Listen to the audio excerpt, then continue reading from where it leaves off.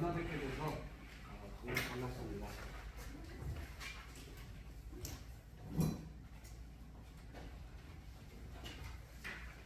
일단 뭐 시간이 됐으므로 간단하게 제 소개부터 하고 오늘 특별 강좌를 들어가겠습니다. 저는 본 사단법인 한국 야경장로 상호교육협회 회장 김준이라고 합니다. 반갑습니다.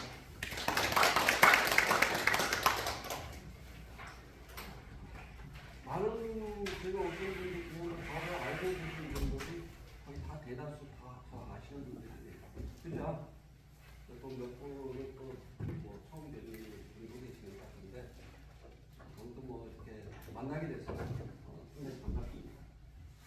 네, 저희가 이제 오늘 강좌를 특별 강좌를 하게 된 동기는 뭐 큰 뜻은 의미를 담아두지는 않았어요. 다만 저희가 계속 이 교육 프로그램을 이제 돌리다 보니까 많은 지역에서 전국적으로 저희 수강생들이 많이 옵니다. 오늘도 보면은 대구에서 오신 분, 부산에서 오신 분, 포항에서 오신 분, 천안에서 오신 분, 서울에서 오신 분, 다양한 각지에 다들 오셨어요. 근데 이 수업을 진행하다 보면은 경제가 엄청 어렵다는 것을 아마 다들 피부로 많이 느끼실 거예요. 이럴 때 제가 할 수 있는 일이 뭘까라고 생각했을 때 저희는 어차피 농업에 관련된 법을 하다 보니까 농업 부분에서 조금 도움이 될 만한 안건을 한번 제시를 해드리겠다는 생각을 가지고 한 열흘 전부터 인터넷 SNS를 통해서 강좌를 했습니다. 근데 이제 저희 회원들이 거의 한 전국에 한 10만 명 정도가 돼요. 그러니까 그 SNS하고 인터넷 쪽에 연결된 회원들이 10만 명이 넘는데 그분들을 다 모실 수가 없고 그래서 이제 인터넷 강좌를 해드리는데 될 수 있는 가까운 분들 위주 또 시간이 되시는 분들 관심이 많으신 분들을 위해서 제가 오프라인에서 강좌를 해드리게 됐어요. 근데 이 취지는 뭐냐면 간혹 가다가 강좌라는 것을 우리가 통해서 뭐 다녀보시면 알겠지만 상업적인 부분도 상당히 내포되어 있는 강좌들이 많이 있었을 겁니다. 근데 저희가 지금 이번에 구성하는 교육 프로그램들은 전부 다 우리 현재 경제가 어려운 과정에서 우리 농가들이 어떻게 이 어려운 경기를 타파하고 또 앞으로 또 미래지향적으로 농업을 할 수 있겠는가라는 테마를 가지고 컨셉을 가지고 제가 구성을 했어요. 그래서 제가 강좌하다 보면 뭐 아시는 분도 있을 것이고 아는 내용도 있을 것이고 좀 생소한 부분도 아마 있을 겁니다. 그리고 어디까지나 제 객관적으로 판단하고 나름대로 여러분들한테 공개를 하는 또 공개보다도 공유를 하고자 하는 취지가 굉장히 깊어요. 이게. 그래서 쭉 들어보시고 진짜 이게 나한테 살이 될 것 같다 그러시면은 참고하시면 좋을 것 같고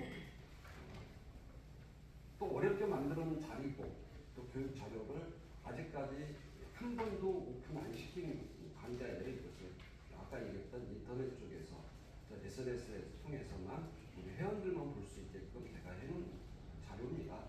그래서 참고하실 거 있으면 참고하시고 다시 한번 말씀드리면 저희의 객관적인 입장에서 하는 거기 때문에 옳고 그름은 본인들이 판단하시면 될 것 같아요.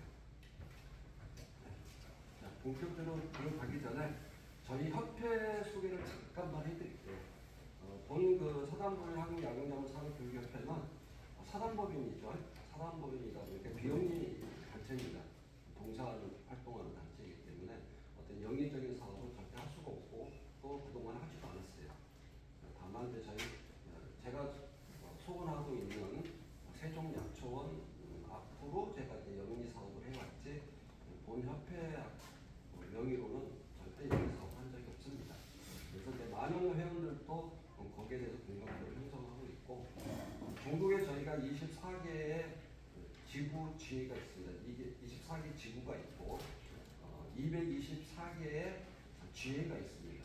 현재 인원은 약 1000여 명 정도가 되는데 저희 협회에서는 가입 원서 쓴다고 해서 무조건 회원되는 게 아니고 엄격한 심사에 의해서 약용작물에 관련된 종사 또 배우고 있다는 의지 또 앞으로 활동을 하겠다는 의지가 명백히 증명이 돼야 저희가 회원 가입을 해드려요. 회원 가입을 하게 되면 보통 저희 협회에서 운영하는 각종 교육 프로그램들이 다 유료입니다. 유료인데 이것을 좀 더 저희 강사비 명분으로 나오는 수업료예요. 근데 이 부분에 대해서 거의 작게는 10%에서 30%까지 교육 프로그램에 교육비를 할인해 드리고 또 저희 협회 회원들이 농사를 짓는 것은 각자 다 10에서 30% 공유하는 할인해주고 살 수 있고 팔 수 있는 그런 시스템으로 운영되고 있습니다. 그렇게 간단하게 생각하시면 될 것 같고요. 오늘 제가 제일 하고 싶었던 말들도 골라서 제가 PPT 자료를 만들었습니다. 하늘이 무너져도 솟아날 구멍이 있다. 이 누구나 다 아시죠? 여기 계신 분들.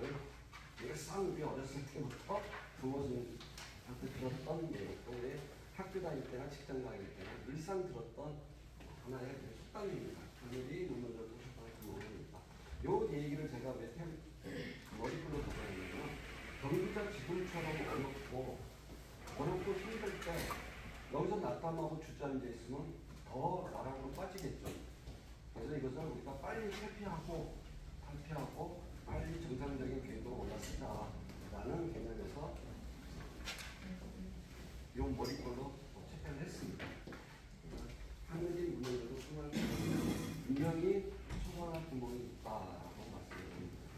여러분들이 여기 혹시라도 강좌를 듣기 위해서 테마를 딱 잡고 올 때 컨셉을 뭘로 보고 참여하시죠?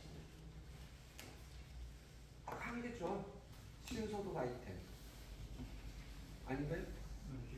그죠? 새로운 것 좀 한번 찾아보겠다. 우리나라 대한민국의 모든 농가들이 제일 먼저 제일 고민하고 있는 게 대체작물을 찾지를 못하고 있다는 거예요. 그죠? 여기 농사 안 지시는 우리 선생님들 계신가요? 현재 농업에 종사하시는 선생님. 쑥스러워서 손 못 드시는 거예요. 근데 제가 질문할 때 얼른 기다, yes, no 딱 해버리시면 제가 빨리 진행이 돼요. 빨리 진행해야 4시간입니다. 오늘 강좌가. 그래서 멀뚱멀뚱 쳐다보고 있으면 제가 계속 여쭤보게 돼요. 시간이 더 길어지겠죠? 길어질 만큼 또 정보도 제 머릿속에 덜 나오게 됩니다. 다시 한번 질문해 볼게요. 농사에 지금 농업에 종사하시는 분 계세요? 우리 선생님 한 분 계시네? 이것도 또 농업이니까. 이것도 농업이에요. 한 번요, 자식 농사도 농사입니다. 그렇잖아요. 농사 땅 파는 것만 농사가 아니죠. 그래서 누구나 다 농업이라고 하는 것은 다 하고 있지만 지금 우리 이쪽 라인이 제일 많이 좀 분이 제일 많으시네요. 그쪽 라인에 우리 선생님들, 대표님들 어때? 재미 좀 보셨습니까? 작년에? 대답도 빡빡하죠. 예스 대한민국 어느 농가를 갖다 다 여쭤봐도 다 노입니다. 다 노예요. 근데 왜 다 노라고 밖에 할 수밖에 없었느냐? 바로 신소득 아이템을 찾아내지 못했다는 거예요. 신소득 아이템을 찾아내지 못하다 보니까 기존에 관행적으로 해왔던 그것만 지속적으로 계속 할 수는 없었고 그것만 하다 보니까 경쟁력이 떨어지는 거예요. 옆집 하는 사람 다 내가 하는 작물 옆집, 앞집 다 하고 있어요. 거의 다. 우리 연동면 같은 경우는 여기 동료의 연동면보다 한 분도 안 계시네요. 연동면. 우리 연동면 같은 경우는 여기 동료들이라고 해요. 하우스 가운데 한 명이 있어 그 주변에 전부 다 같은 작물이에요. 딱 정해져 있어요. 파, 딸기. 좀 있으면 이제 3월달 되면 이제 수박처럼 있겠죠. 수박. 다 매년 똑같아. 매년 똑같아. 그래서 그 나오는 답은 한결같아요. 에이씨, 괜히 했어. 예, 아니, 그러면 뭐해? 근데 특수정보 하시는 분도 그런 거 하면 우리 노제로 만나진 분들도 어때요? 근데 이제 3월달 되면 이게 내일모레 3월달인데 3월달 딱 들여쓰고 나면 이제 벌써부터 이제 공대가 들썩들썩거립니다. 왜? 뭐가 그리 급해서 감자부터 빨리 심으려고 난리인지 모르겠어요. 왜? 그러니까 감자 심고 나면 옆집에서 한 사람만 딱 심기 시작하면 무슨 전염병 바이러스, 우리 코로나 바이러스 걸리듯이 막 펴잡고 막 심죠. 심고 나면 또 어떻게 돼요? 바로 4월 중하순에 서리 맞고 새순 타면 싹 녹여서 죽이죠. 그러고 후회합니다. 에이씨, 개 빨아서 또 죽였네. 눈이라도 잘 따갖고 심으신 분들은 다음 싹이 올라오니까 그나마 괜찮은데 눈 하나 따갖고 두 개 따갖고 심은 분들은 다시 심어요. 그런 분이 있죠? 농사짓 때 보고. 그죠? 그래서 모든 절기에 맞게끔 작물들을 심어주는 것이 원칙인데 지금 그 원칙을 완전히 무시하고 하는 것이 다 분위기에 휩쓸려서 농사를 짓고 있다. 이게 제일 큰 문제예요. 오늘 수업 중에 쭉 얘기를 하겠지만 나만의 작물을 선택해서 하는 것이 핵심일 수도 있어요. 오늘 수업에. 자, 신소득 아이템과 신소득 작물 요거에 대해서 이 시간에 대해서 한번 말씀드립니다. 우리 이쪽 선배님 보이세요? 네, 제가 뒤에 좀 빠진데? 아니 괜찮아요. 괜찮아요? 제 얼굴 봐도 돼요? 네. 자, 본업과 투자 그리고 재택사업. 여러분들은 창업비용을 얼마나 예상하고 있습니까?라고 하기 전에 자, 지금 이제 본업이 한 분 빼고 다 농업이잖아요. 아닌가요? 투잡 하시는 분 중에 농업을 투잡을 하시는 분. 본업 말고 농업을 투잡을 하시는 분 계세요? 아니네. 그 유업하시는 어때? 그 본업이세요? 인업에 뭐 벌에 뭐 여러 가지 좀 그냥 어차피 농사는 농사니까 똑같은 거고. 그럼 전부 다뭐 365일 농사 짓는 데만 매진하고 계세요? 그러면서 논의에서 그러고 있어요. 대단히 하긴 세종시 분들은 다 부유하신 분들이다. 그렇게 해도 돼요? 외지에 오신 분들은 안 그러잖아. 거기만 매달리고 있지 않잖아요. 그죠? 왜요? 뭐 수입이 나와야 되는데 수입이 농사해갖고 수입이 안 나와. 1년 12달 해갖고 수입이 안 나오잖아요. 근데 이제 본업이 손을 안 대시는 거 다 본업을 농업을 갖고 계시네. 깝깝하네. 깝깝한 건지 아니면 부유해서 여유가 많으셔서 그런지 모르겠네요. 근데 실질적으로 본업을 다른 걸로 하시고 특히 이제 귀농귀촌 하시는 분들 같은 경우에는 저희가 수업을 할 때 필히 투잡을 하라고 제가 엄청 강조를 합니다.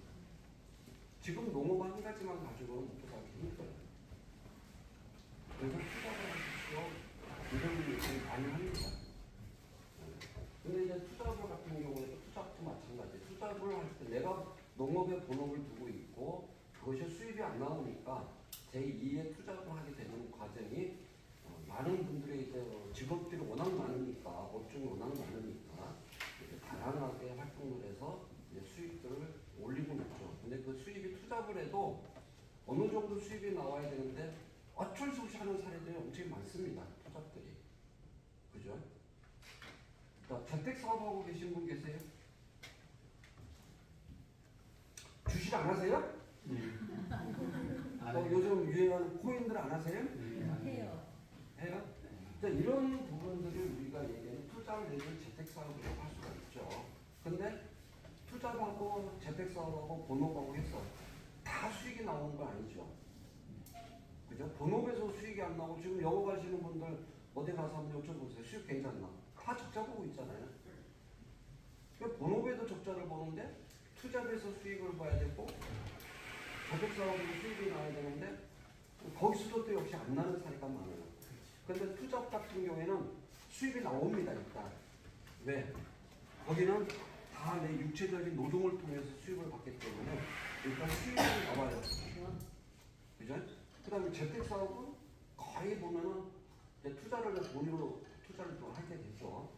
그래서 그건 50대 50이에요. 성공과 실패로.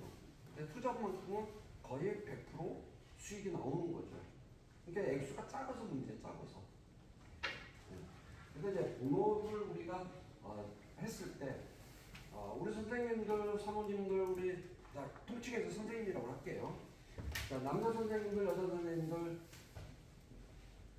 우리 남자 선생님들 이제 몇 분 안 계시니까. 네. 9분 계시냐? 네. 올해 지금 농업에 종사하기 전에 어떻게 사회생활 안 해보셨어요? 직장생활 할 때. 그죠? 직장생활 할 때 그게 본업이었어요. 그죠?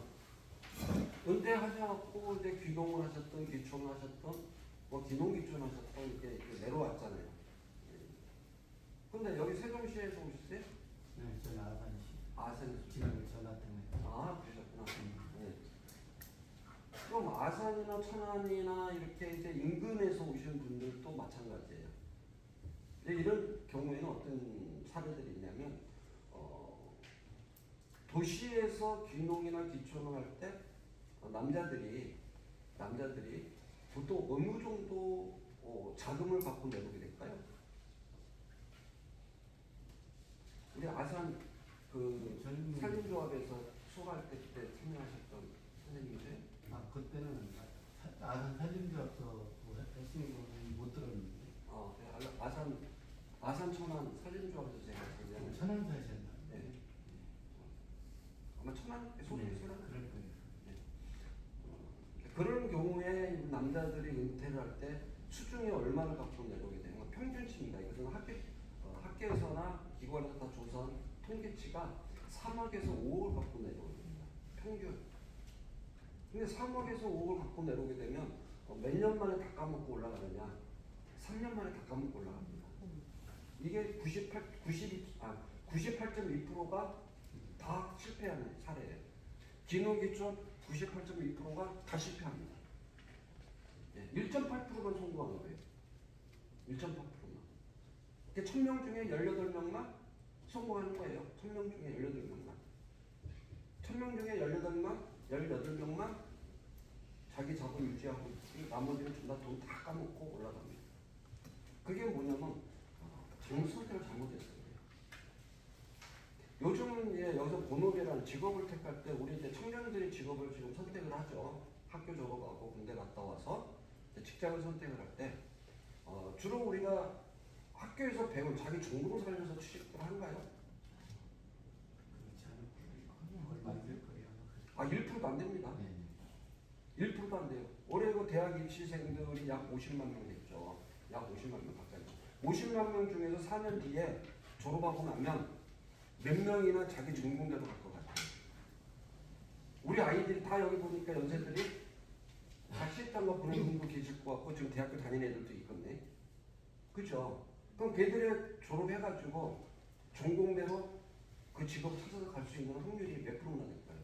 10% 많은 거 아니에요? 10%요. 그럼 많은 거라. 10%면은 우리나라 뒤집어집니다. 아무 걱정을 안 해요. 그게 1, 2%예요, 1, 2%. 그럼 뭐하러 대학교 뭐하러 갔어? 안 할 거, 전공 안 살릴 거 뭐하러 갔어요? 우리 자제분 어떻게 되세요? 남매. 아니, 지금 연령층. 연령층 네. 30대 후반. 그러면 진작에 학교 그만뒀고 졸업했고 그 전공대로 사진가 학교 배운 데도 없고 거의. 그럼 2% 안에 드는 거예요. 근데 대다수가 그렇지 못한다는 거죠. 그러면 이제 그 2%가 더 문제입니다. 이제 그 2%가 직장에 자기 전공대 직장을 갔을 때 근무 기간이 얼마나 될까요? 정년까지 갈까요? 안 가요. 정년까지라는 건 꿈속의 얘기고 시대적으로 10년 갑니다. 10년. 그러니까 20년 동안 배워가지고 10년 써먹자고 20년 동안 배우는 거예요. 다 통계치에 나와 있습니다. 근데 대학교를 왜 보내요? 10년 다음에는 할 게 없어요. 새로 배워야 돼요. 새로. 뭔가 자기가 뭘 하려고 그러면 새로 배워야 돼요. 10년 뒤에. 그러니까 지금 나이가 지금 35살, 6살, 40대 미만까지는 지금 괜찮아. 근데 앞으로 2, 3년 뒤면은 2, 3년 뒤면 40대 이상 되면 무조건 연패예요. 우리가 대입은 무조건 연패입니다. 여러분들 물론 다 아시죠? 감으로도 다 느끼죠? 대기업에서 이미 실행하고 있어요. 41세, 2세 때 명퇴 다 시켜버리는 거. 그러니까 학교 졸업해갖고 10년밖에 그 전공을 못 살리는 거예요. 그나마도 2% 전공대로 지금 잘 취직된 사람도. 근데 앞으로 2, 3년 뒤에면 더 하죠. 그러니까 지금의 우리가 지금 5, 60대 정도 되시는 분들은 은퇴할 때 3억에서 5억 정도는 갖고 또 내놓지만 10년 근무했고 퇴직금 얼마를 받고 있어요? 귀농귀촌 못합니다. 50원 받고 50억. 3년 일해야 50억 받아요. 3년 근무에 50억을 받는 거예요. 10년에 아까 50억 못 받아요. 눈치 빠르신 분 알죠? 그런 얘기를 강제에 사는 건 아닌데 눈치껏 하자고요. 3년만 근무해야 50억 받습니다. 4년 근무하고 50억 받아요. 10년 근무하고는 1억 받을까 말까. 1억 받을까 말까. 왜 연봉 10년 동안 해봐야 잘 달아야 과장 갈 텐데 과장 연봉 얼마나 1억씩 합니까? 못하죠. 1억씩 받아야 10년이면 1억 나오잖아요, 통상. 그러니까는 택도 없어요. 귀농귀촌 못합니다.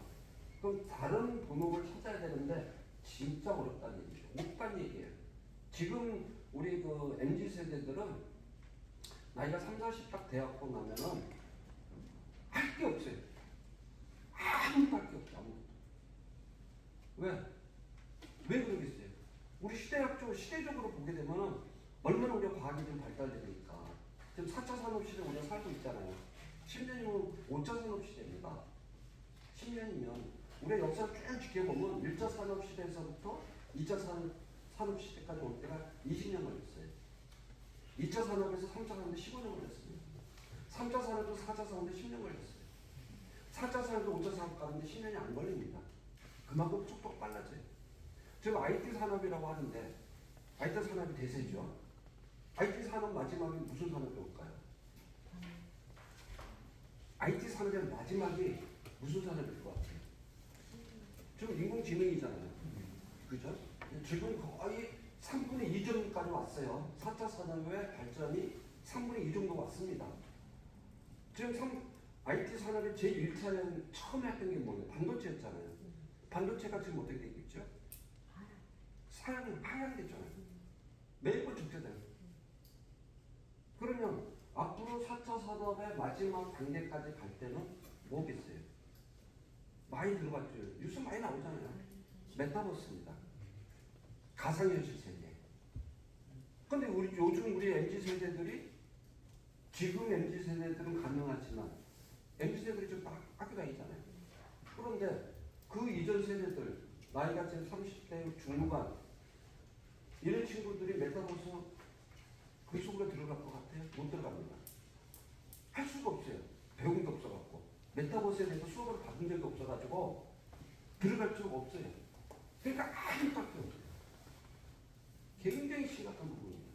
본업 자체를 갖다 직업 자체를 우리가 정할 수가 없다는 거죠.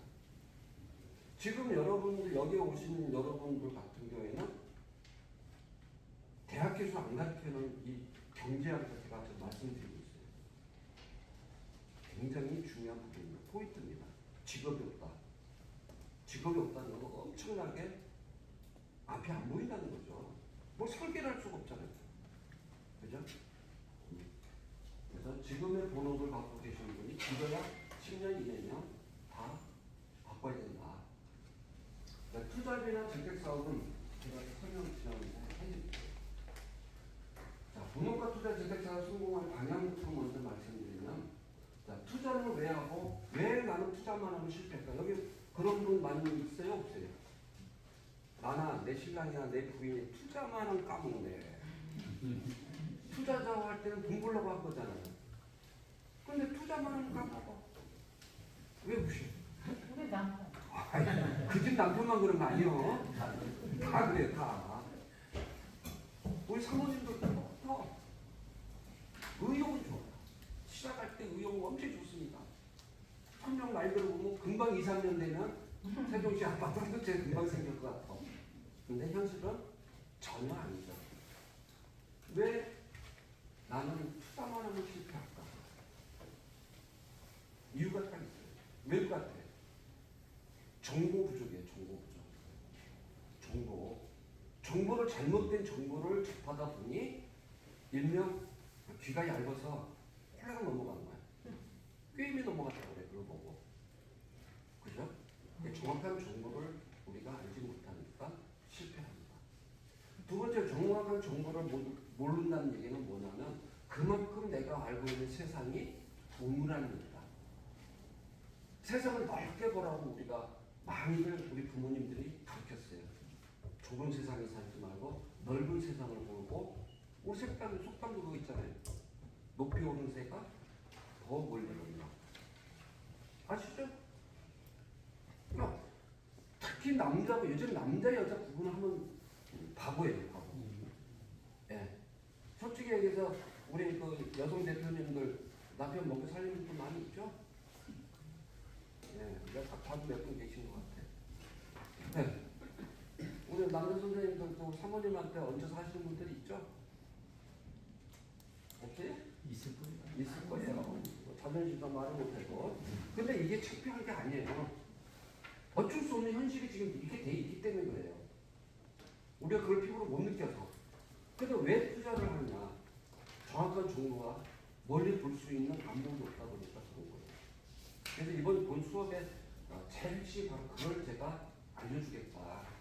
딱 집어서 못 알려줘요. 사람마다 다 각자 취향이 다르기 때문에 그 대신 그 네 가지 부분에 대해서 충분히 내가 답을 드릴 테니 그것을 찾으시라는 얘기예요. 그것밖에 없다라고 하는 게 제 결론입니다.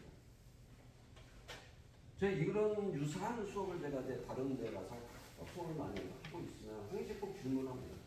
그럼 당신은 돈 많이 벌었겠네? 저 돈 없지 많이 벌었었죠? 아니, 벌었었죠? 근데 지금 까먹진 않아요. 왜? 제가 그 약용식물 약초 농장을 한 지가 24년 차입니다. 올해 24년. 세종시에서. 연기군 시절 때부터 해왔으니까 조치원에서부터 지금 현대 연동면 현재 자리 잡는 데까지 24년 걸렸는데, 처음 시작할 때 제가 4,000평 은주상에서부터 4,000평 갖고 시작을 해요. 6년 동안 다 까먹습니다. 그때 재산 꽤 많았었어요. 진짜 돈 많이 벌었을 때 다른 걸로, 다른 업종으로. 저는 하는 것보다 돈을 없지 많이 벌어요. 하는데 까먹는데 한순간 욕심내다가 더 투자하다가 그냥 한 방에 탁 가는 수.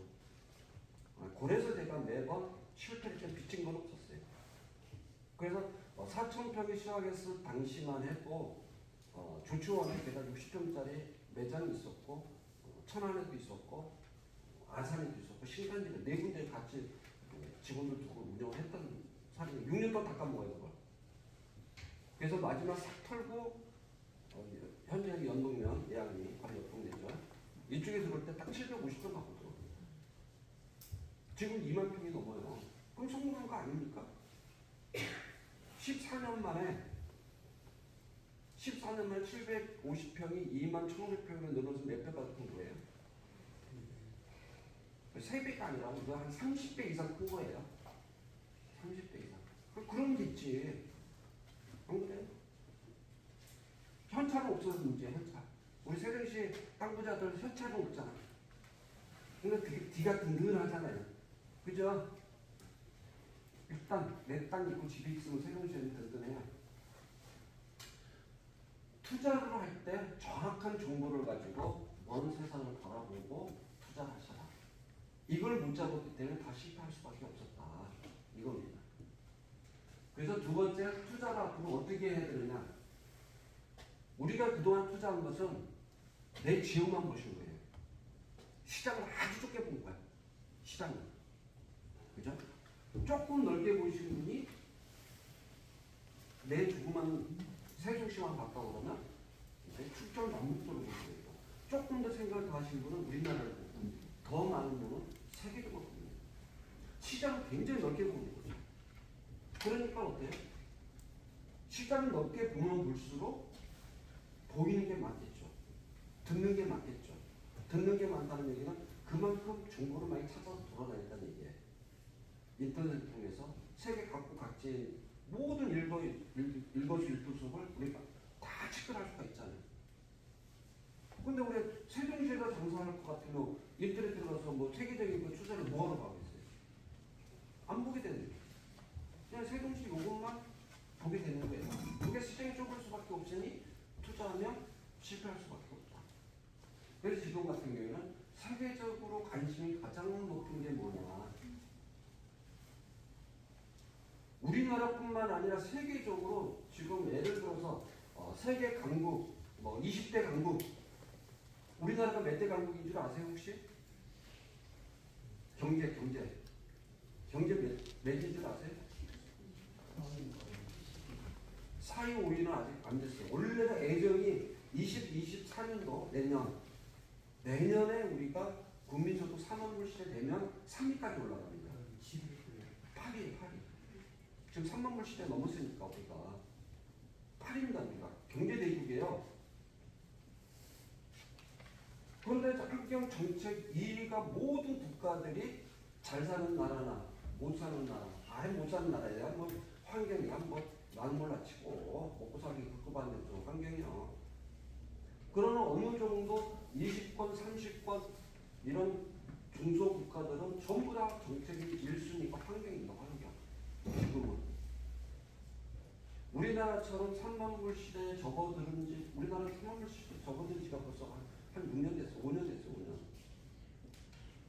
이런 나라들은 1순위가 환경이에요. 환경. 더구나 3만 불 시대 딱 들은 순간 정책 1위가 뭐겠어요. 우리나라. 그러니까 세계적으로 10대 경제 대국 10대 경제 대국이 1순위 정책이 뭐겠어요? 탄소중. 네? 탄소중. 아니 그것은 탄소 중립은 환경 정책에 의한 이제 탄소 중립이고 복지 사업입니다. 복지 사업. 우리나라가 4만 불 시대 들어가면은 모든 정책이 다 후순위예요. 1순위가 환경. 또한 이꼬르 1순위 그런 복지 사업입니다. 더군다나 우리나라 같은 경우는 급속도로 고령화가 됐잖아요. 아이들은 작년에 50만 명도 못 채웠대요. 망하는 지름길입니다. 우리나라는 지금 엄청난 좀 난국에 지금 처해져 있어요. 앞으로 한 20년 정도 지나면 우리 여기 오늘 참여하신 분들 연령이 평균 연령이 아마 80은 되실 것 같아요. 그럼 지금부터 태어난 애들이 20년이면 분양을 해야 돼요. 근데 20대 학교까지 분양을 할 건데요. 그럼 30년 보자는 얘기. 사회 활동하면 30살. 그럼 우리가 평균 연령 90이에요. 여기서 내가 봤을 때는 한 분도 안 듣겠네. 네. 앞으로 30년 동안 30년 이전에 돌아가실 분이 여기 참여 안 하신 분들이에요. 귀찮아서. 진짜 귀찮은 지금 이거 오는 것도 귀찮은 분들이 여기서 돈을 달라고 그래요. 뭘 넣어서 뭐 주고 가라고 그래요. 주는 데인데 안 온다는 얘기는 물론 이제 다른 여러 가지 사정이 있어서 모시는 분도 많이 있지만 오고 싶은데 안 오시는 분들은 전부 다 95세 못 사는 앞으로 30년 못 살아요. 네, 귀찮아서 빨리 죽습니다. 사는 게 귀찮아. 그럴 것 같아, 아닐 것 같아. 활동 많이 하시는 어르신들은 건강 장수하셔요. 근데 활동 못 하시는 어르신들은 얼마 못 가서 이별을 하시는 그런 사례들이 많이 오죠. 그래서 지금의 세계적 관심은 환경 정책이 1위다, 1번이다. 이건 우리 뉴스 보면 늘상 첫 머리에 나오는 게 이겁니다. 정치적 뉴스 볼 것도 없어요. 사회 경제 이것만 보시면 됩니다. 그럼 사회 경제 제 1순위가 지금 이거예요. 환경이에요, 환경. TV, 라디오, 뭐 유튜브 다 들어봐도 1순위가 환경에 관련된 거예요. 자, 내일 모레가 3월달이잖아요. 3월달 되면 우리나라 제일 먼저 오는 게 뭐예요? 반갑지 않은 미세먼지, 황사 이거잖아요. 누구 때문에? 중국 때문에. 그럼 우리나라만 그래? 일본 더하죠. 일본 더하죠. 이게 그런 애들 이렇게 가니까. 그 중국은 또 괜찮요. 중국 전역은 말도 못해요. 우리가 뉴스 같은 거 보잖아요. 너도 안개 낀 것처럼 항상 뛰어갖고 되게 사람 살 것인 거지. 굉장히 전 세계적으로 굉장히 환경적으로 민감하게 움직이고 있다. 그럼 우리가 할 수 있는 게 뭐겠어요? 세계적으로 환경이 우선이라고 그러면 지금 모든 나라가 제일 먼저 바꾼 얘기했어요. 탄소 중립이라는 단어가 엄청 많이 씁니다. 지금. 그죠? 탄소 중립이라는 건 이제 익히 들어서 알았어. 근데 정확한 탄소 중립이 뭐예요? 탄소 중립이 뭐예요? 우리 젊은 막둥이 같은데, 막둥이. 예. 우리 선생님 생각했을 때 탄소 중립이 뭐예요? 쓴 만큼 이제 다시 탄소를 걷어들이는 말. 탄소 중립. 맞아요. 정확하게 얘기하면 내가 발생한 탄소를 내가 걷어들인다는 거거든요. 이게 탄소 중립의 제로와. 이건데 탄소 중립의 제일 1번이 뭐냐면 나무 심기입니다. 나무 심기. 지금 여기 있는 걸 물어봤네. 답이 써있네. 여기 있네. 답이 내가 발생시키는 탄소를 제거시키는 것이다. 미안해. 답 써놓고 또 이거 틀렸으면 진짜 짱구 되는 거 아니야. 이렇게 좀 잘 읽었네.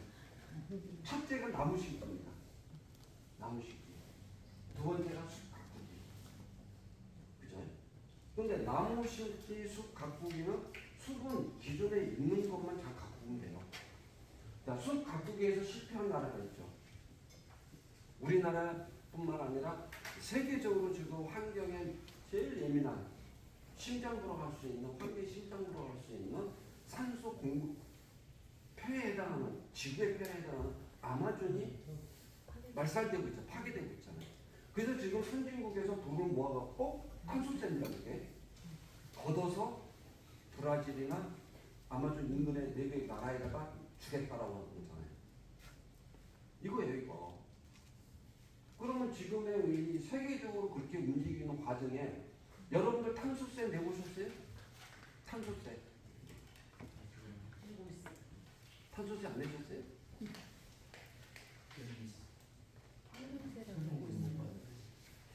못 들어봤죠? 대부분 있었어요. 근데 이제 앞으로는 저 준다고도 하더라고요. 산을 갖고 있는 사람들, 태양이.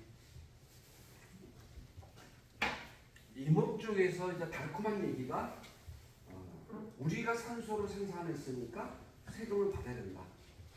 이런 이제 얘기를 많이 해요. 근데 여러분들이 지금 탄소세를 내고 있으면서도 몰라. 그게 뭐냐면 환경개선부담금입니다. 그게 탄소세예요. 탄소라는 말을 갖다가 탄소 중요한 단어가 나온 지가 2, 3년밖에 안 되다 보니까 탄소세라는 말이 없었어요.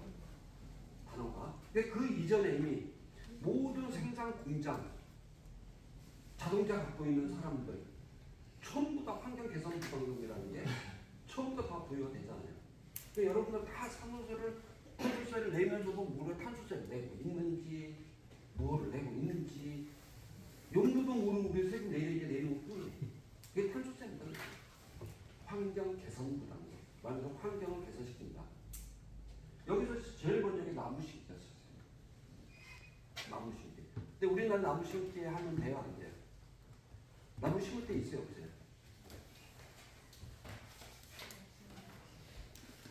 땅 나는데 왜 없어? 우리나라 국토의 78%가 산입니다, 산. 그런데 나무 심을 데가 없어요. 대략 숲 가꾸기를 해줘야 될 판이에요. 간벌을 통해서 산이 살아 숨쉬게끔 만들어야 너무 지금 80년대 이후에 산이라는 나무를 벌지를 못했겠잖아요. 그러니까 너무 쩌들하고 보니까 모든 식물이 자라지를 못하고 불나면 대형산도 나와버리잖아요. 이게 전부 다 숲 가꾸기를 안 해서 돼요. 네. 그리고 일제 때 쓸데없는 나무를 너무 많이 심어놨어. 같은 나무를 심어도 좀 돈 되는 나무를 심었어야 되는데 쓸데없는 아카시아가 아니라 아카시.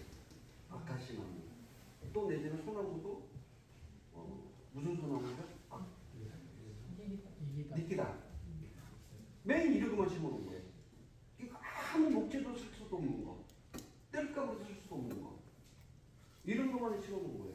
이거 전부 다 변해야 돼요. 그래서 우리가 이제 80년대 후반, 90년대 중반서부터 조림 사업을 해오기 시작했죠. 나무 쓸데없는 나무 싹다 벌초해버리고 벌목해버리고 조림목을 심었죠. 그런데 지금 엄청나게 20, 30년 지나니까 4, 50년 지나니까 엄청 풍성하게 돼 있죠. 그런데 풀 안 나요. 그런 데는 조림 지역은 조림을 안 하는 데가 있는 거죠. 근데 여기서 우리가 왜 지금 이 수업에서 나무 심기를 해야 되는데 나무 심을 데가 없다. 땅에다만 심으려고 하니까 없는 거예요. 땅에다만 심으려고 하니까. 산에다가만 심으려고 하니까. 그래서 나중에 우리가 2000년대 들어서 2080년도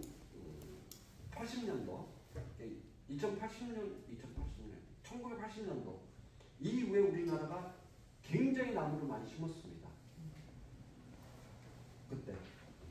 그때 왜 심었어요?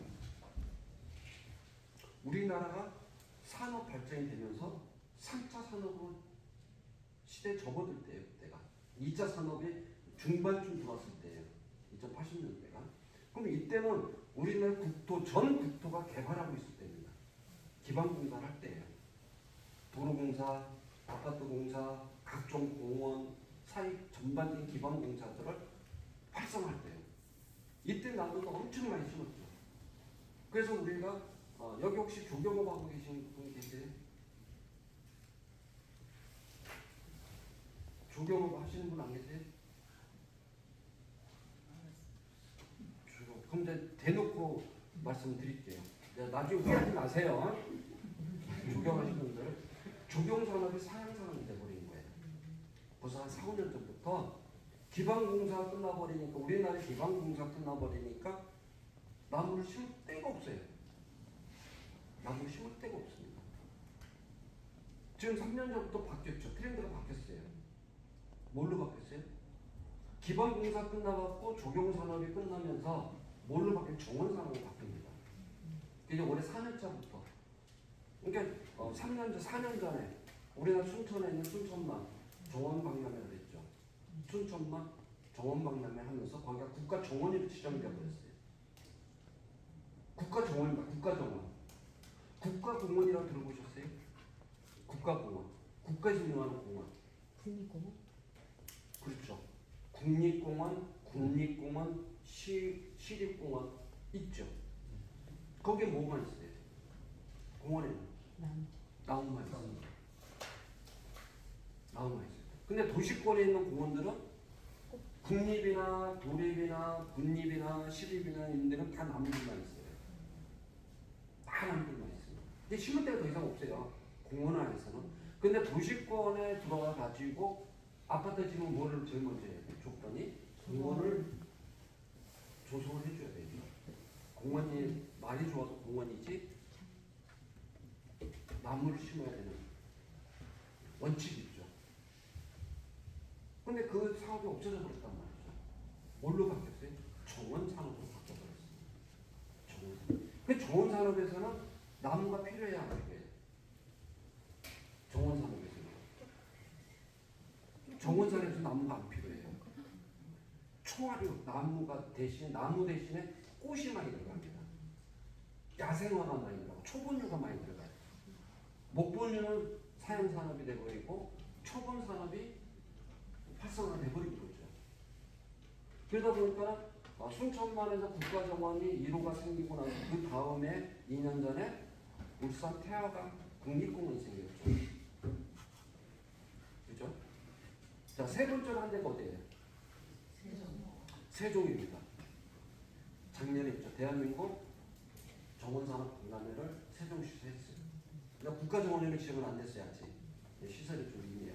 그러나 여기도 2, 3년 안에 국가정원에 지정되기 아마 될 것 같아요. 시 정책도 그렇고 움직이는 폼이 국가정원으로 승격을 받으려고 많이 노력들 하는 걸 보입니다. 지금은 정원산업 박람회를 많이 합니다. 정원산업 박람회를. 지금 각 나름대로 크다는 도시에서는 정원산업 박람회를 유치하려고 엄청 애를 써요. 정원산업 박람회를 하려고 하는데 제일 많이 필요한 게 뭐라고 했죠? 초분유라고 했죠. 초분유. 그러다 보니까 어떻게 되냐면 갈수록 조경산업에서 필요했던 나무는 줄어들고 생산량도 안 나갑니다.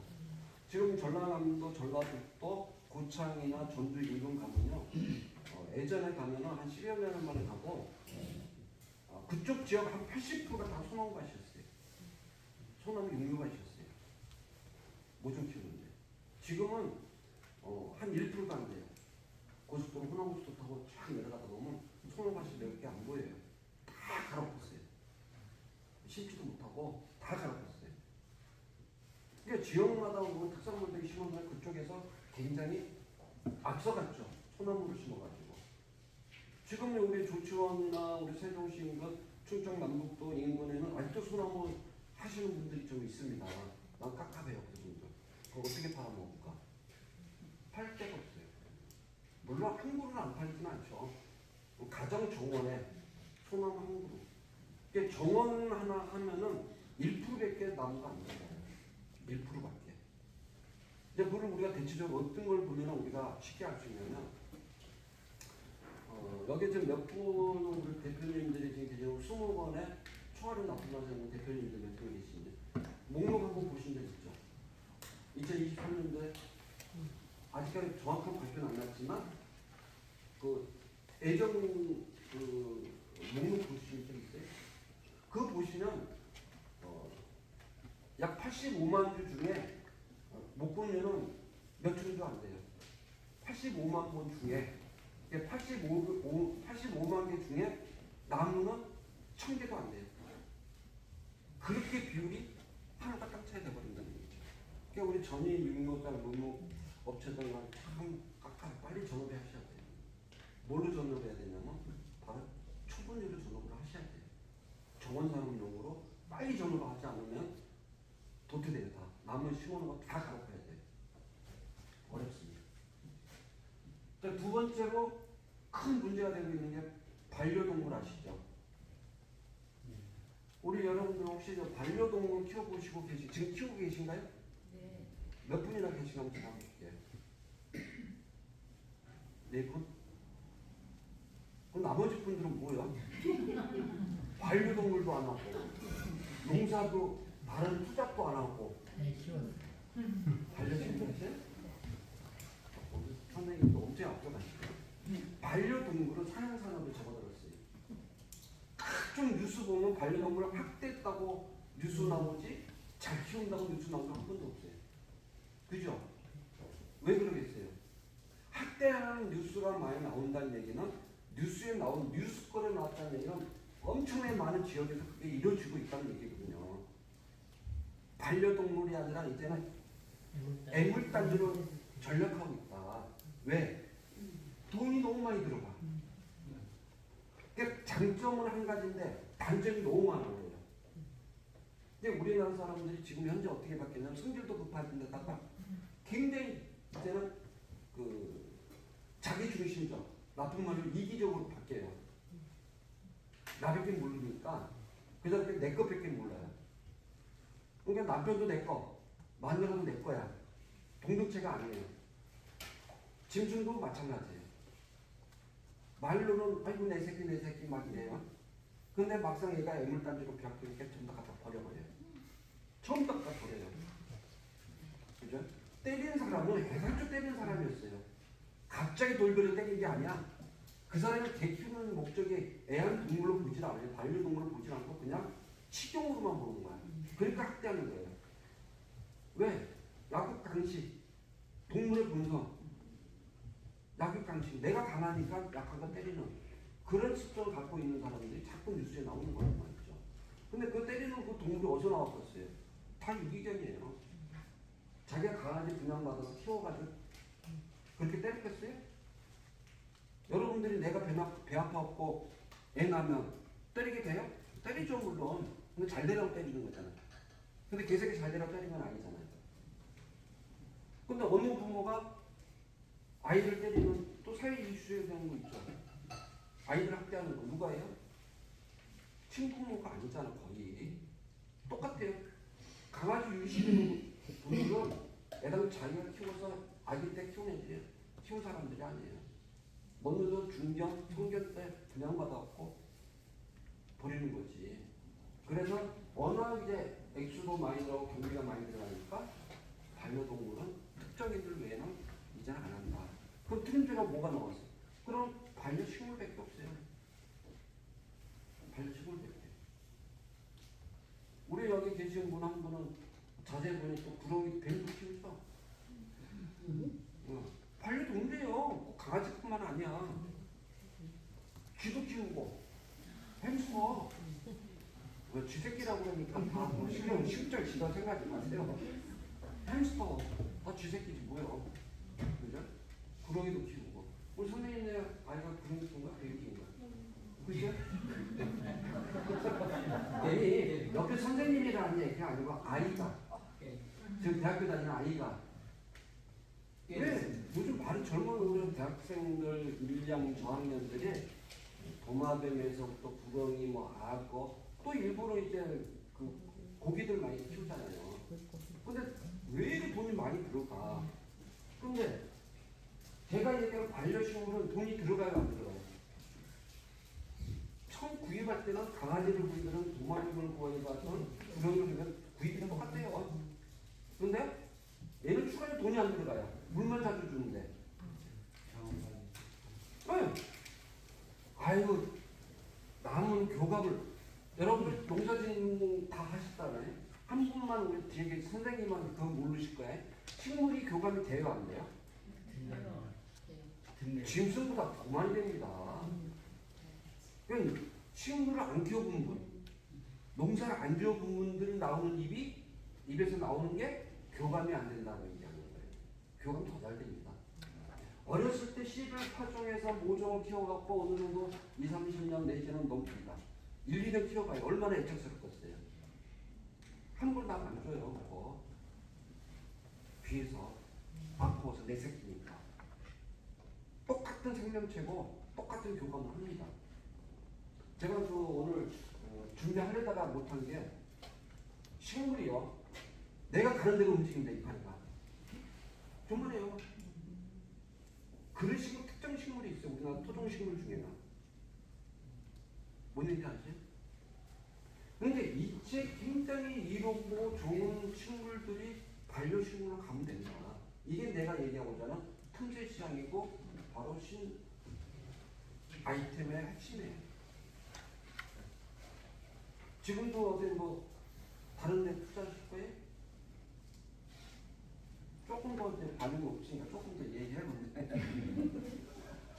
반려식물이 앞으로 우리가 지향할 사업 중에 하나다. 자, 반려식물을 키우는데 반려동물은 저는 동물을 안 키워서 몰라요. 그냥 뱅장거리만 키우고 있어요. 오늘 낮에도 지나가다가 오늘 우리 저쪽 선생님 개를 밑탁으로 내가 키우고 있어요. 내년 여름에 된장이나 팔렸다고 뒤지고 났어. 먹을 먹으면 되지 뭘. 반려식물 키우는 데는 요 14가지 철저히 14가지만 지키면 성공합니다. 첫째, 사계절 입이 상록을 띄어야 됩니다. 그러니까 연중 사계절 내내 입이 있어야 돼. 살아있어야 돼. 네? 왜 살아있는 게 좋냐? 바로 탄소 중립의 1번이 산소 공급을 하죠. 두 번째로 미세먼지 저감이 되죠. 네? 여기서 우리가 얘기하는 반려식물에서 가을에 낙엽이 들어가서 뚝 다 떨어졌어. 겨울에 유시젠스러워. 반려식물에 합당한 조건이 돼야 안 돼요? 안 돼요. 수목원에 엊그저께 때 우리 수업할 때 우리 교육생들 데리고 수목원 분재원을 가봤더니 다 낙엽줄 항상 가지만 있어. 네? 250년 되고 150년 되고 뭐야 항상 가지만 있는 거예요. 가치가 없는 거예요. 우리가 얘기하는 것은 사계절 잎이 살아있어야 된다. 두 번째, 꽃이 피어야 돼. 나무가 초하루가 꽃이 안 피면 뭐가 되겠어요? 인기가 없겠죠. 아름다워야 한다. 아름다워야 한다. 4번 월등이 돼야 돼요. 월등이. 자, 우리 가정에 지금 거실에 화분 몇 개씩 있죠? 월등들도 하는 겁니까? 네. 근데 왜 월등하는 걸 왜 거실에 갖다 놨어? 아, 집에 됐고. 잔디. 과육이가 지금 여기 지금 4번까지 해당 사람이 몇 개나 돼요? 4번까지만 했을 때 사고까지. 네. 월동이 안 되죠. 다육이가 월동이 안 되죠. 하나. 투자하면 안 된다는 얘기 나오는 거예요 지금. 여기서 14가지에 해당이 안 되면 한 가지나 두 가지가 빠져버리면 투자로 상품이 안 된다는 얘기를 하는 거예요. 여기에 해당이 되니까 투자용이 안 되는 거 실패를 한다는 얘기고. 신소득 아이템의 1번 반려식물을 키우자예요. 반려식물을 키우자. 반려식물을 키우는데 왜 키우냐고 했죠? 세계적인 추세가 이렇게 가고 있다. 환경으로. 나무를 심기다. 나무 심을 데가 없으면 우리 실내용으로 키우자. 이겁니다. 네? 이때 사계절 상록을 띄워야 돼. 입이 연중 365일 상록을 띄고 있어야 된다. 꽃도 피워야 되고 형체가 아름다워야 된다. 네 번째, 월동이 돼야 된다. 월동이 돼야 된다. 다섯 번째, 단연생이어야 된다. 1년생, 2년생 갖고는 안 된다는 얘기예요. 그건 반려식물을 할 수가 없죠. 나하고 영원히 나 죽을 때까지 같이 갈 때 반려식물인데 1년 살다가 꼴 죽어버리면 반려가 안 되지. 단연생이어야 된다. 여섯 번째, 대중성이 있어야 돼요. 대중성이라는 건 뭐냐면 누구나가 이름을 다 알아야 돼요. 다 가질 필요 없어. 많이들 알고 있어야 돼요. 투잡용입니다. 투잡용. 대중성이 있어야 된다. 다육이다 그러면은 일단 적격에서 배제가 됐지만 다육이라는 대중이 다 알아요 몰라요? 많은 사람이.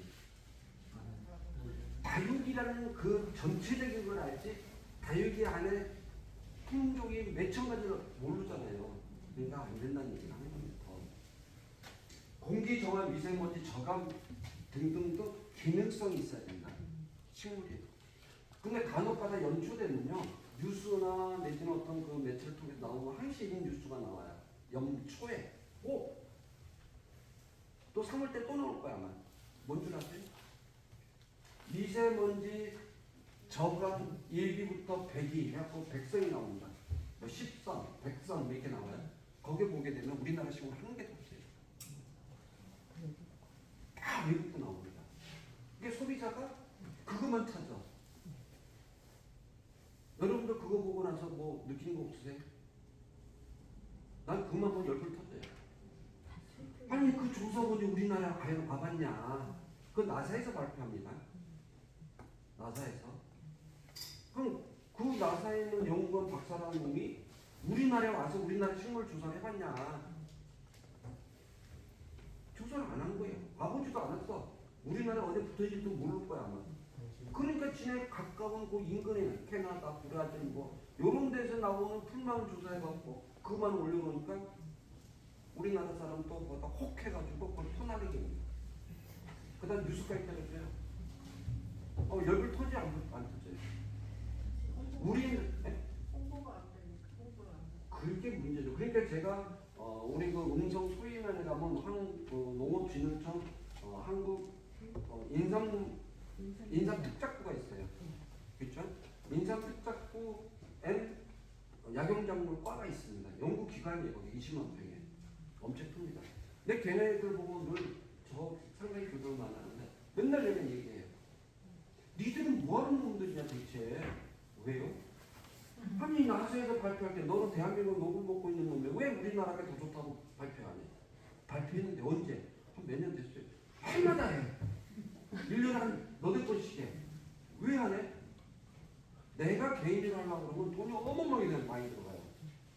근데 우리는 기관에서 공익방송 내보내면 되잖아. 안 그래요? 우리나라 세계적으로 공기정화 식물 1위가 뭔지 아세요 혹시? 우리나라 있어요. 지금 나사에서 발표한 것보다 50배, 60배가 높아요.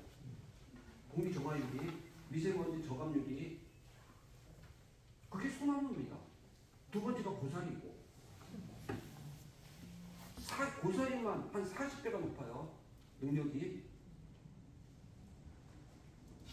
우리나라까지는 싹그리 배제시켜 놓고. 왜? 니들이 발표하는 거, 인사특작부에서도 발표하는 겁니다, 이게. 검사해갖고, 실험해서.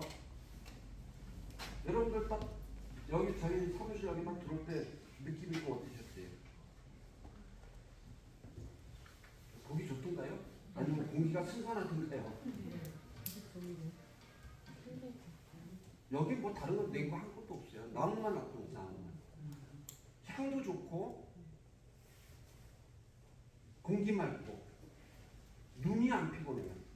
하루 종일 내가 여기서 뭘 해도 눈이 안 피곤해요. 일부러 담배 피워줘요. 우리 선생님도 담배 피우는데 나가서 피지 마시고 여기서 피세요. 왜? 쟤네들 할 일이 공기 정화시키는 일이요. 네? 할 일을 만들어줘야 쟤들이 더 튼실하게 잘한다고요. 정말이에요. 그러니까 우리 지금 학원 몇 개 있는 분들 절대 밖에 나가면 피지 마세요. 거실에서 피세요. 쫓겨나면 저한테 오시고. 저한테 자꾸 술 한잔 하면 되니까. 그래서 대중성이 있어야 되고 공기 정화, 미세먼지 저감 등 기능성이 있어야 된다.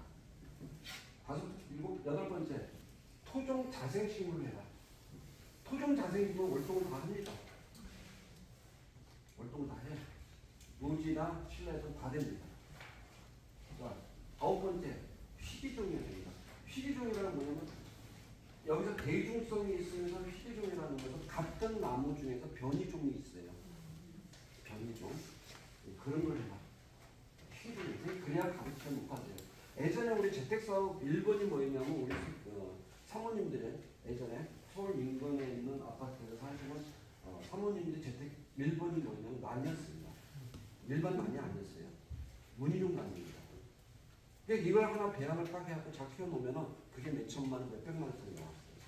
그러니까 1년에 몇 개만 팔면은 연봉 5천만 원 이렇게 나오는 거예요. 근데 그 난임 시장이 다 죽어버렸죠. 언제 죽었어요? 김영란법에 다 죽었어요. 네. 김영란법에 5만 원 이하짜리 이렇게 선물이 안 나가니까 몇백만 원짜리, 몇천만 원짜리, 몇십만 원짜리 어떻게 나가? 난임 시장은 완벽하게 깔끔하게 정리되고 있어요. 다시 해야 돼요. 다시 하는데 그 남는 비용이 엄청 비싸요. 그럼 배양이 하루아침에 많이 널리 뭐 10개, 20개 나오는 게 아니에요. 몇 년에 한 촉씩 나오는 거예요. 촉으로. 근데 그게 다시 일으키기는 너무 어렵고 키우기가 힘들어. 나는 우리나라 사람은 남 키우기가 진짜 힘들어요. 우리나라 사람은. 왜 그런지 아세요? 물인정이 많아서. 너무 애정이 많아. 너무 애가 뭐 물이 그게 삐쩍 날라가지고 너무 안쓰러운 거야. 그냥 물을 다 줘. 그렇게 죽을 수밖에. 죽으라고 물 주는 건데. 그죠? 나는 진짜 백수들이 해야 돼. 할 일 없는 백수들이. 가만히 내빼야 돼. 쳐다만 보고. 물 주는 것도 귀찮아야 돼. 그런 사람 키우는 게 나아요. 물 주기 싫으니까 나는 아버님을 갖다 내가 체육대에 딱 담가놓고 네, 됐어. 이게 살리는겨. 이게 보약이요. 나는 저면관수라고 해요. 그거고. 위에서 물 주면 우리가 얘는 신화 이게 물 담가 섞어버려요. 난중류는. 그래서 저면관수. 난화분 보면 그래서 밑에 옆에가 구멍이 뚫어져 있는 이유가 그래서 뚫어져 있는 거예요. 토종 자생식물이라면 희귀종이어야 되고 소비자 구입 가격이 부담이 없어야 돼요. 몇백만 원, 몇천만 원짜리 안 됩니다. 경제가 어렵고 힘들수록 반려동물 우리 애완 아까 우리 반려동물 키우신다고 그랬네? 어느 배 키우신다고 그랬지? 아까운데. 강아지냐 고양이? 강아지, 고양이. 다 있어요? 처음 갖고 들어올 때 사오셨어요? 그만 백 같은 경우에는 넷백 다음에 그게 사오신 거야? 아니면 사왔죠.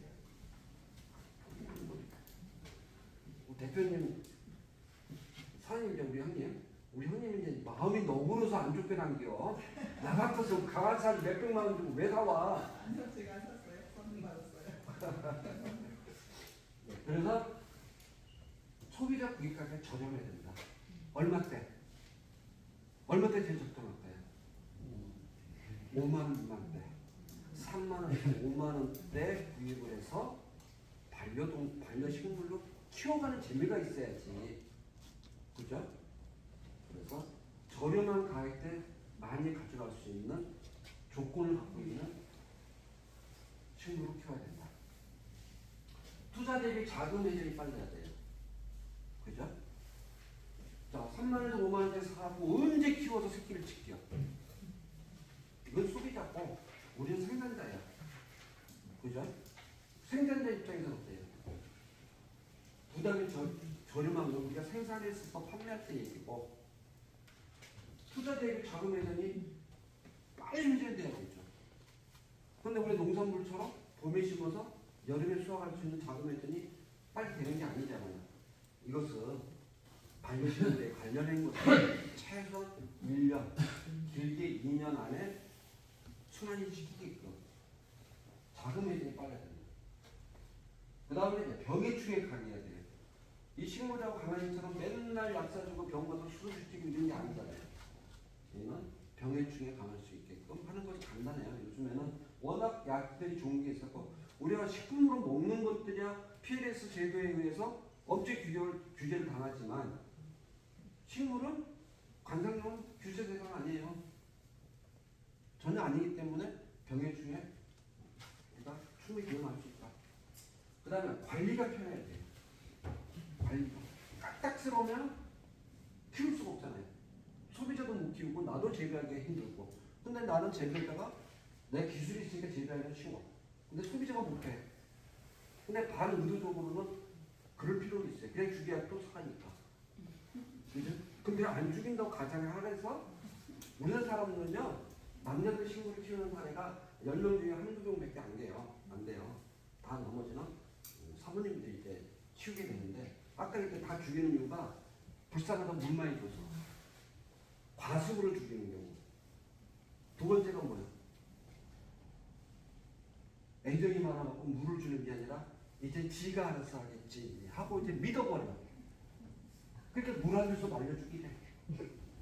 딱 두 가지밖에 없어요. 죽이는 이유. 관리가 필요해야 됩니다. 세 번째, 추가 비용이 일어난다. 한 번 모수를 사갖고 들어와서 내가 뭘 애미를 사갖고 들어와 새끼를 칠 거 아니야. 모수를 사고 추가 비용이 들어가면 안 돼. 그렇잖아요. 관리비도 안 들어가야 되고 무슨 뭐 아니 식물에 대해서 투자 비용이 더 들어가면 안 돼. 이게 핵심이에요. 그래서 여기서 반려식물 키우는 조건에서 우리가 생산자 입장으로 봤을 때 요 14가지를 정확하게 딱 떨어져야만이 성공한다. 선생님, 저 14가지에 해당되는 식물이 되게 많지가 않잖아요. 멈추는 않습니다. 많아요? 네. 저는 500까지 생각 안 하는데. 동백은 우리가 얘기하는 동백이 대표적인데 지금 남도로 가게 되면 팔순이 나무 꽃이 엄청 하얀 꽃이 졌다가 이제 시방이 좀 생기기 시작해요.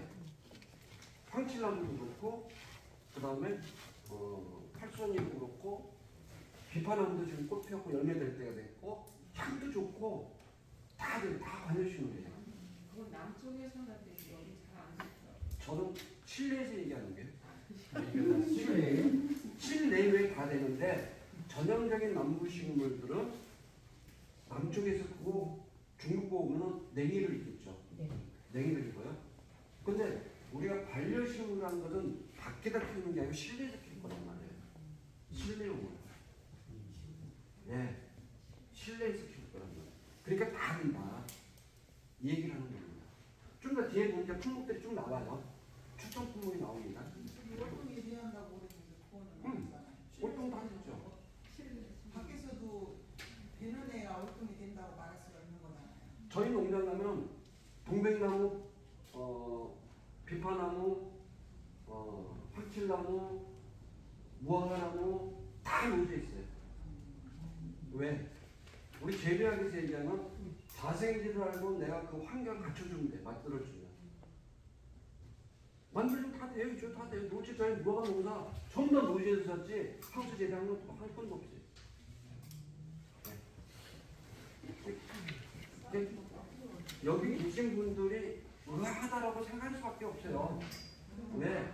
식물에 대해서 정확하게 알지 못했고 재배하는 걸 제대로 몰랐기 때문에 의아할 수밖에 없어요. 녹차나무 꽃이 이쁘더라고요. 어떤 거요? 녹차나무. 차나무라고 해요? 그거 녹차나무가 아니라 차나무라고 해요. 꽃이 이쁘더라고요. 예, 차나무, 치자나무 전부 다 향도 좋고 꽃도 이쁘고 차나무는 운방울꽃처럼 생겼죠. 네. 향도 좋고. 근데 일중하우스는 다 돼. 서리만 안 맞으면 다 돼. 서리만 안 맞으면 돼요. 나무식물 서리만 안 맞으면 돼요. 서리 맞아서 다 먹어요. 서리 맞아서. 거기 그 산속에 있는데 그게 죽는 것도 있고 사는 것도 있고 그러니까 놔두니까 서너 개 살고 나면 다 죽더라고요. 왜냐하면 차나무 같은 경우에는 뿌리가 지근성이에요. 밑으로 쫙 뻗어요. 이게 어느 정도 30cm 이상만 뿌리가 뒤에 뻗어갔으면 얘 죽어야 구설개가 안 죽어요. 그 대신 서리 맞으면 이파리가 타버려요. 서리 맞아서 이파리 제대로 나오는 건 몇 가지 없어요. 동백나무도 그 두꺼운 잎도 서리 맞으면 다 타버립니다. 근데 죽는 거 아니에요. 사실 다시 올라와. 잎이 떨어질 뿐이지. 그죠?